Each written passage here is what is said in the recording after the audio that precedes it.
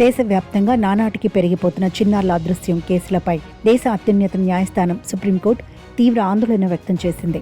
ప్రస్తుతం దేశంలో దాదాపు 47,000 మంది చిన్నారుల ఆచూకీ లభించకుండా పోయిందని, ప్రతి ఏటా ఈ సంఖ్య పెరుగుతుండటంపై తీవ్ర అసంతృప్తిని వెలిబుచ్చింది. ఈ వ్యవస్థాగత లోపాలను సరిదిద్దడానికి, అంతర్రాష్ట్ర మానవ అక్రమ రవాణా ముఠాల నెట్వర్క్ను ఛేదించడానికి సుప్రీంకోర్టు సంచలన ఆదేశాలు జారీ చేసింది. చిన్నారుల అదృశ్యం కేసులను కేవలం మిస్సింగ్ కేసులుగా కాకుండా అంతర్రాష్ట్ర ముఠాల కిడ్నాప్ కోణంలోనే దర్యాప్తు చేయాలని ధర్మాసనం స్పష్టం చేసింది. పోలీసుల వద్ద ఉన్న criminal tracking database, child welfare అథారిటీల వద్ద ఉన్న విశాల్ వాసిల్య డేటాబేస్ మధ్య సమన్వయం లేకపోవడాన్ని కోర్టు తప్పుపట్టింది. ఈ క్రమంలో సుప్రీంకోర్టు కేంద్రానికి కీలక ఆదేశాలను జారీ చేసింది. దేశంలోని వివిధ సంస్థలు నిర్వహిస్తున్న చిన్నారుల డేటాబేస్లన్నింటినీ అనుసంధానం చేయాలని కేంద్ర హోంమంత్రిత్వ శాఖను కోర్టు ఆదేశించింది.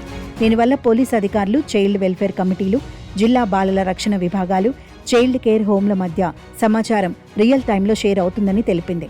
చాలా జిల్లాల్లో మానవ అక్రమ రవాణా నిరోధక విభాగాలు కేవలం కాగితాలకే పరిమితమయ్యాయని సుప్రీం ధర్మాసనం ఆగ్రహం వ్యక్తం చేసింది.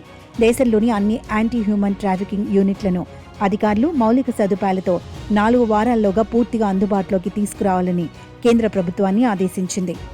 ఏదైనా చైల్డ్ మిస్సింగ్ కేసు నమోదైన వెంటనే అధికారులు ప్రాథమికంగా దానిని కిడ్నాప్ లేదా అపహరణగా భావించి దర్యాప్తు ప్రారంభించాలని స్పష్టం చేసింది. దీనివల్ల ప్రొసీజర్ ఆలస్యం కాకుండా దర్యాప్తులో సీరియస్నెస్ వస్తుందని కోర్టు పేర్కొంది. ఒకవేళ ఆ కేసులో హ్యూమన్ ట్రాఫికింగ్ అనుమానాలుంటే నిబంధనల ప్రకారం 4 నెలలు వేచి చూడకుండా వెంటనే కేసును యాంటీ హ్యూమన్ ట్రాఫికింగ్ యూనిట్ విభాగానికి బదిలీ చేయాలని సుప్రీం ధర్మాసనం తెలిపింది. రక్షించిన లేదా రికవరీ చేసిన చిన్నారులను సాధారణంగా 24 గంటల్లోగా వారి కుటుంబాలకు అప్పగించాలి. ఒకవేళ ఆ నిర్దిష్ట చైల్డ్ ట్రాఫికింగ్ లేదా దోపిడీ వెనుక కుటుంబ సభ్యుల ప్రమేయం ఉన్నట్లు అనుమానం వస్తే తప్ప మిగిలిన సమయాల్లో తక్షణమే తల్లిదండ్రుల వద్దకు చేర్చాలి. కుటుంబ సభ్యులపై అనుమానం ఉంటే ఆ బాధ్యతను చైల్డ్ వెల్ఫేర్ కమిటీలు చూసుకోవాలి. రక్షించిన ప్రతి బిడ్డకు ఒకే గుర్తింపు ఉండేలా చూసుకోవడం, భవిష్యత్తులో వారి ఆచూకీని సులభంగా పర్యవేక్షించడం కోసం అవసరమైన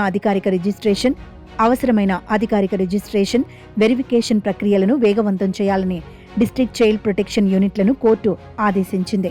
తద్వారా ఐడెంటిటీ డూప్లికేషన్ను నిరోధించవచ్చని సుప్రీంకోర్టు ధర్మాసనం పేర్కొంది.